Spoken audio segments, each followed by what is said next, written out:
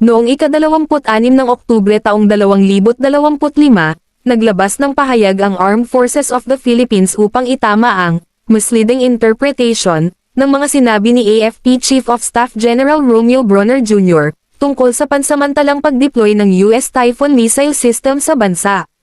Ayon sa AFP, mali ang naging pagpapakahulugan ni Davao City 1st District Representative Paulo Duterte, na nagsabing tila ipinagmamalaki ni General Bronner na kayang abutin ng naturang missile ang China, at tinanong pa kung ang AFP ay nagsisilbi sa Pilipinas o sa CIA.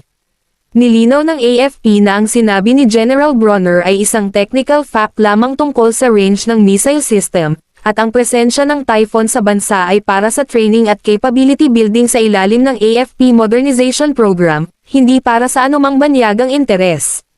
Idiniin din ng AFP na lahat ng hakbang sa depensa ay ginagawa alinsunod sa independent foreign policy at sa soberanya ng Pilipinas. Ang isyu ay nagugat sa mas malalim na usaping pampulitika at panseguridad.